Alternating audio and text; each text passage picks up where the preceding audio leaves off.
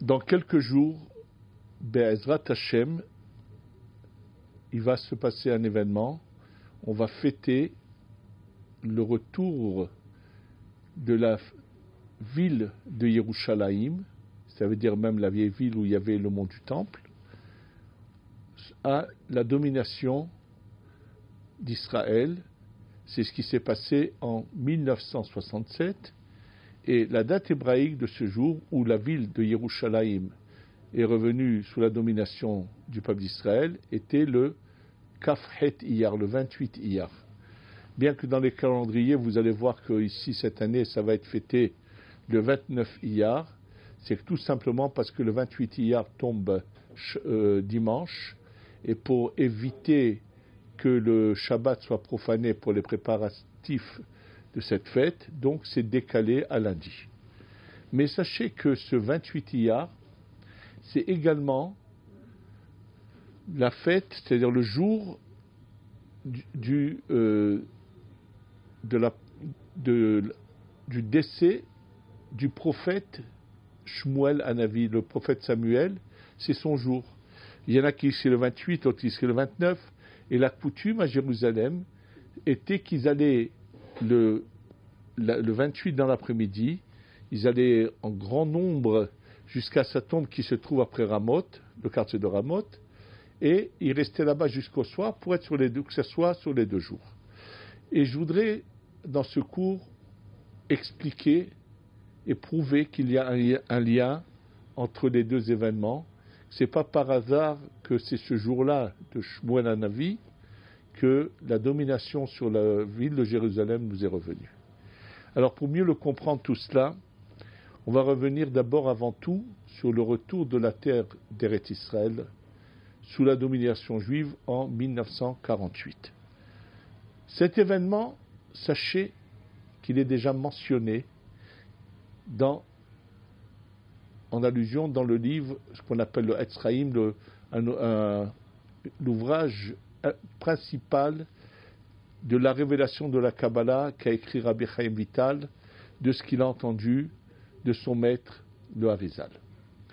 Et voici de quoi il s'agit là-bas. En fait, la Kabbalah parle énormément de la relation entre ce qu'on pourrait appeler Dieu et la Shekhinah, la Malchut.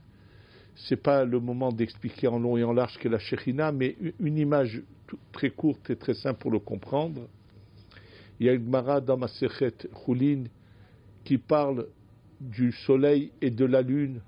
Lorsque la lune s'adresse à Dieu en lui disant « Il est impossible que 2 rois règnent en même temps », et finalement Dieu lui dit « Va te diminuer », et il s'agit de la lune et du soleil. En fait, la lune et le soleil, c'est une image à tout à fait autre chose. C'est comment se répand la lumière divine qui passe d'abord par ce qu'on appelle la Tiferet, qui représente le soleil, et ensuite la lune, qui représente la Malchut, la 10e sphère.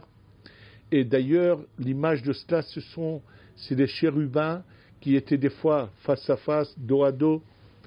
Et là, la Kabbalah explique que dans ces différentes possibilités, il y a d'abord le dos à dos complet au total, ensuite, dans le retour face à face, il y a différentes étapes, et l'étape finale, avec la venue du Mashiach et la descente du temple d'en haut sur le mont du temple, ils vont se retrouver, ces 2 luminaires qui sont la Tiferet et la Malchut, à égalité face à face, avec une même couronne. Or, dans le Harizal, quand il parle par rapport au psaume qui parle du retour du peuple juif sur sa terre, Beshuv Adonai et Shivat Zion, Ayinu Kacholmim, Azimale Sechok Pinu, à ce moment-là, notre bouche sera pleine de joie. Et là, le Harizal explique qu'est-ce que ça veut dire que Azimale Sechok Pinu. Il nous explique que la Malchut ne sera pas complètement face à face avec la Tiferet, mais elle sera aux 2/3. Ça veut dire qu'elle arrivera à 2/3 de son corps, à la hauteur à peu près comme cela. Et sur place, il y a un des commentateurs qui s'appelle Rabbi Yehuda Aftaya, grand Mekoubal, qui a un commentaire sur tout le Etzraïm, qui dit, mais il y a une contradiction. Dans plusieurs endroits, le Harizal nous dit que lorsque le Mashiach vient, ils vont être face à face. C'est une image, hein. C'est-à-dire qu'il y a une égalité entre ces 2 sphères. Et il dit, Rabbi Yehuda Aftaya, attention, Regarde bien ce qui est marqué. Beshuv Adonai et Shivat Tzion. Il dit la Géoula, la délivrance totale, va se passer en 2 étapes. D'abord, la terre d'Eret Israël va revenir sous la domination du peuple d'Israël. C'est la première étape. Et ça, c'est le prélude de ce qui va se passer à la Géoula totale. C'est le début. Et c'est pour ça qu'il parle. Donc c'est marqué dans le verset Beshuv Adonai et Shivat Sion, lorsqu'il nous fait revenir à Sion. Et ce retour a commencé petit à petit. Et à un moment donné, en 48, une partie de la terre d'Eret Israël nous est revenue. Et là, je voudrais ouvrir une parenthèse que peut-être beaucoup ne connaissent pas. Ceux qui ont eu le plus de problèmes à vouloir reconnaître l'indépendance d'Israël, ça a été le Vatican. Sachez que le Vatican a toujours prôné que pourquoi le peuple d'Israël a été renvoyé de sa terre, est allé en exil, parce qu'ils n'ont pas voulu reconnaître le Christ. Et donc pour eux, puisqu'ils n'ont pas voulu reconnaître le Christ, donc c'est pour ça qu'ils ont perdu la terre d'Israël. Et quand finalement on revient sur la terre d'Israël, ils étaient en grand problème. Alors, quelle était la bonne excuse, la réponse entre guillemets qu'ils ont trouvée? Oui, mais ils n'ont pas eu Jérusalem, c'est ça le plus important. Et après 67, ils étaient vraiment, ils ne savaient plus où se mettre, ils n'ont plus de réponse. Et je voudrais d'ailleurs là-dessus vous raconter un témoignage de quelqu'un qui malheureusement n'est plus de ce monde, qui est d'origine de Bretagne et qui à un moment donné s'est converti, et lui m'a raconté son histoire. Il m'a raconté que lorsqu'il était enfant en Bretagne, ses parents l'envoyaient au catéchisme tous les dimanches. Et un jour, il avait je crois 13-14 ans, il entend au catéchisme que le curé leur dire: vous savez pourquoi il y a eu 6 millions de juifs qui ont été exterminés? C'est parce qu'ils n'ont pas voulu accepter le Christ.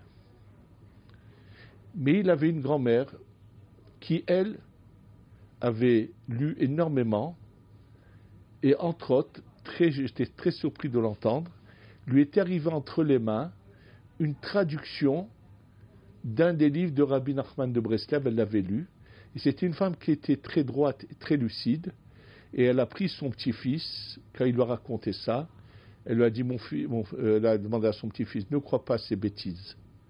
Sache que malheureusement, ce qu'ils ont eu, le peuple d'Israël, c'est parce qu'ils se sont totalement écartés du chemin de Dieu, de leur Dieu, de Dieu authentique, ils ont voulu s'assimiler, et c'est à cause de cela, et pas à cause de ce qu'a dit le curé. Finalement, ce monsieur a fait des études d'anthropologie, et lui-même a compris où était l'authenticité, et il a fait une conversion, il a fondé un foyer. Il n'est plus malheureusement de ce monde. Mais c'était juste une parenthèse par rapport à ce qu'on a dit. En tous les cas, donc le retour, c'est la sainteté qui repousse les forces négatives du mal, et ça s'est fait par étapes. Et maintenant, donc il y a eu en 48 le He Iyar, qui est aussi pas une date qui est au hasard. C'est une date qui vraiment correspond, je vais vous donner la correspondance à quoi correspond le He Iyar. Dans le Shulchan Aruch, donc ce texte qui parle de toutes nos lois, lorsqu'il s'agit de fixer les mois et les fêtes, il y a un passage très intéressant que ramène le Shulchan Aruch, dont l'origine de ce passage vient d'un livre écrit par Rashi qui s'appelle le Mahzor Vitri. Et le Mahzor Vitri écrit: sache que par rapport à Pessah, tu peux voir toutes les fêtes de l'année. Pas les fêtes, pardon, les événements de l'année. Il dit: sache que quand on prend les lettres de l'alphabet, on prend la première avec la dernière, c'est-à-dire le Aleph et le Tav. Deuxième lettre, Bet, et avant-dernière, Shin.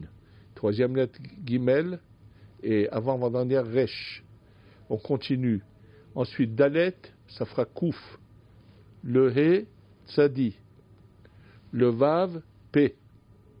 Et c'est les 6 jours dont on va expliquer que mentionne le Shulchan Aruch. Aleph, premier jour de Pessah, correspond à un événement qui va se passer 2-3 mois après. C'est l'événement de Tisha B'Av. Prenons l'exemple de cette année. Cette année, Pessah, le premier jour de Pessah est tombé un Shabbat. Alors vous pourrez regarder ensuite le calendrier. Sachez que bientôt, si on n'a pas eu le Mashiach, le 9 Av va tomber également un Shabbat. Le Tisha B'Av va tomber. Donc Aleph, Tav. Aleph, premier jour de Pessah, Tav, Tisha B'Av.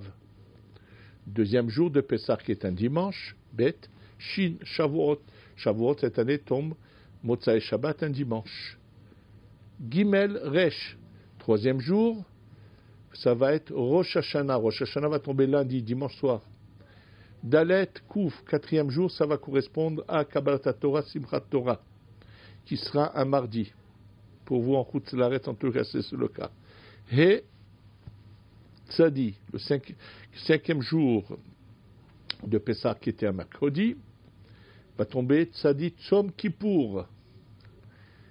Sixième jour de Pessah, qui était donc un jeudi, Purim d'avant est tombé effectivement un jeudi. Cette année, vous avez Purim un jeudi. Et ça s'arrête là.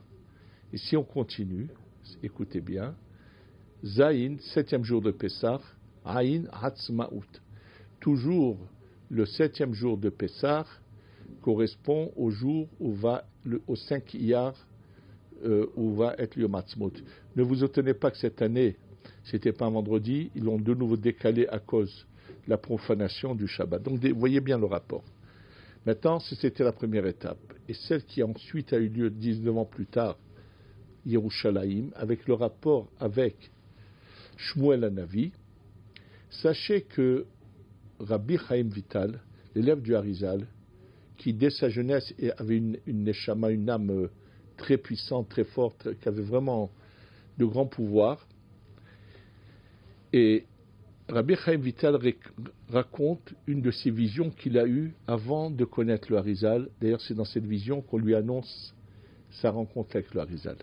Et sachez que lorsque le Ben Ishraï, Rabbeinu Yosef Chaim de Bagdad, dans son livre Aderet Eliyahu sur la paracha Kitetse, lorsqu'il ramène cette vision, ce songe, et il dit, viens voir la grandeur et la puissance de la Neshama de Rabbi Chaim Vital. En fait, Rabbi Chaim Vital vit un épisode terrible au début de son mariage. Il y a des gens qui lui ont fait du mal par la sorcellerie pour l'empêcher de pouvoir s'unir à sa femme. Et il raconte comment un vendredi soir, au moment de faire le kidouche, il se met à pleurer et il s'endort dans les pleurs sans pouvoir faire même le kidouche tellement il souffre. Et là, Eliyahu Hanavi vient, le prend et va l'emmener et le faire monter au Gan Eden. Il raconte que comment, si je vous dis je rentre pas tous les détails, mais finalement quand il rentre dans le Gan Eden, il voit un jardin magnifique, énorme, avec beaucoup d'arbres fruitiers. Il voit des voix qui se promènent et qui récitent les Mishnayot du traité de Shabbat, qui boivent de l'eau des sources et qui mangent des pommes. Bon, et puis au milieu de ce beau verger magnifique, il voit des marches. Il va vers les marches, il les monte, et là il se retrouve à l'étage au-dessus, et il voit des tzadikim, mais sous une forme humaine. Il savait que ceux qui étaient en bas sous forme d'oie étaient aussi des tzadikim, mais il ne savait pas pourquoi ils avaient cette forme, et ceux qui sont dessus ont une forme humaine. Et lorsqu'il rentre, il voit le trône céleste en face de lui. Il voit donc Dieu en face de lui sur le trône céleste.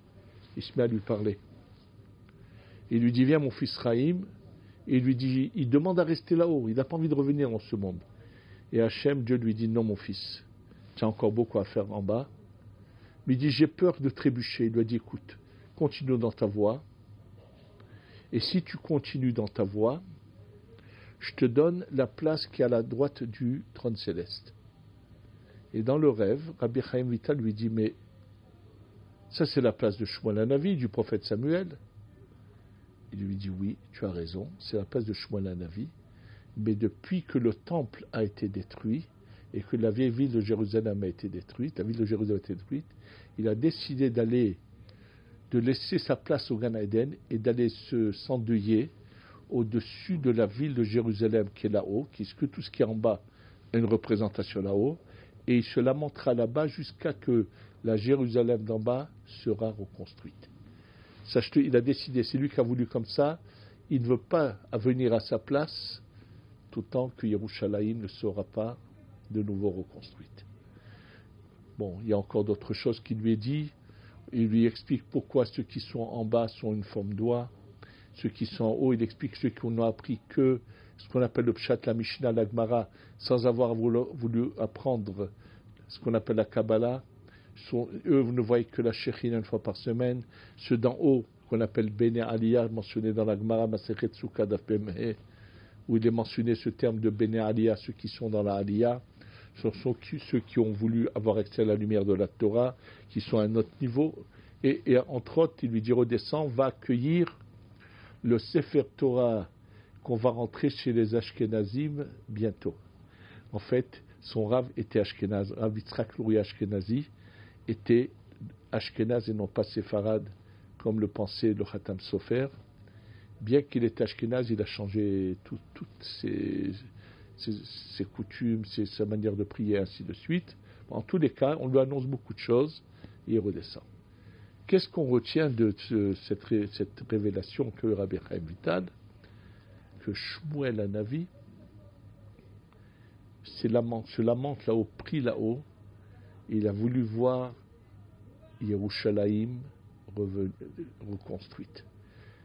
Ce fait même que Yerushalayim est revenu à la domination du peuple d'Israël, ça s'est passé le jour de Shmuel Hanavi, c'est tout simplement pour qu'on sache que c'est par son mérite qu'on a pu de nouveau être dans le Yerushalayim. Et je voudrais finir cela en vous racontant un épisode qui n'est pas très connu, mais avant que la vieille ville de Jérusalem tombe aux mains des Jordaniens en 1948, il y avait déjà énormément de gros problèmes de sécurité dans la vieille ville, et pour cela, beaucoup de Juifs qui quittaient la vieille ville et venaient s'installer dans la ville nouvelle, dans les quartiers juifs qui étaient plus sécurisés. Et parmi les gens qui sont restés dans la vieille ville, il y avait un grand tzaddik, un grand Mekoubal qui s'appelait Rabbi Yitzhak Elfiyeh, d'origine syrienne. Et ce Rabbi Yitzhak Elfiyeh s'est battu pour que les gens ne quittent pas. Et lui-même est resté, et même après la chute de Jérusalem, il ne savait pas que les représentants de la communauté juive étaient partis signer la reddition. Et quand il allait le voir, parmi eux, il y en avait un qui s'appelait Rav Ben Sion Chazan. Il lui a dit, écoute, quand vous devrez signer la reddition, mets comme clause que 10 juifs restent là, moi je suis prêt à rester.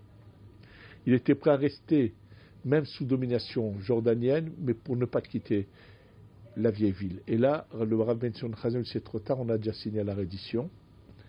Et en fait, pourquoi il a tenu à cela? Il explique dans son livre le Kuntras Yahieli, où il dit, sache que Yerushalayim en bas est représenté là-haut. Et quand en bas il y a des lieux saints comme des lieux de prière, il y a des juifs qui habitent, là-haut il y a de la sainteté, de la Kedusha.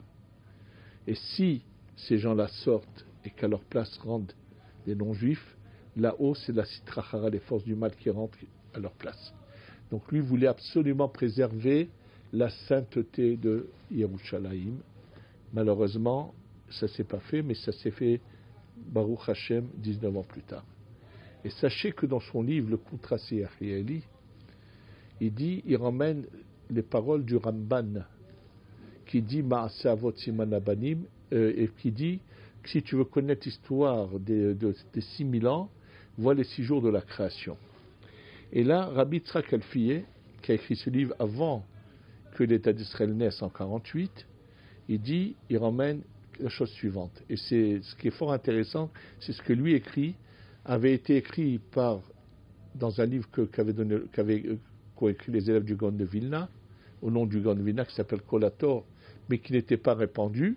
Et sans le voir, il a dit exactement la même chose. Il dit le 6e millénaire correspond au 6e jour. Il dit les 500 premières années, c'est la nuit du jeudi soir, vendredi matin. Les 500 deuxièmes années, ce sont les 12 heures de jour du vendredi matin jusqu'à l'entrée du Shabbat. Il ramène le Arizal qui dit que la lumière du Shabbat commence à la 5e heure. Il dit quand tu prends 500 ans, tu les départages en 12, la 5e heure arrive en 5708. 5708, c'est la 5e heure. Le Chatzot, la 6e heure, c'est 5750. Et il a dit en 5708, il se passera un événement. Et l'événement qui se passera, c'est que la lumière va revenir. Et effectivement, en 5708, s'est passé l'événement que la terre d'Eretz Israël est revenue sous la domination du peuple juif. Baruch Hashem. Et sachez que la maison d'Hachem est ouverte. Et tous ceux qui ont la possibilité de revenir à la maison et qui ne le font pas, ils devront répondre lorsque le papa se dévoilera à nous et dira « Mais mon fils, je t'ai ouvert la porte pour revenir à la maison, pourquoi tu n'es pas revenu ? Je vous ai envoyé en galoute, en exil, parce que vous êtes mal conduit. J'ai enfin ouvert la porte. Vous n'avez pas manqué, ça ne vous manquait pas de revenir à la maison ?» Ils n'auront pas de réponse à cela. Et il faut ouvrir les yeux. Je comprends tout à fait ceux qui ont des difficultés financières, qui ne peuvent pas. On ne peut rien leur reprocher.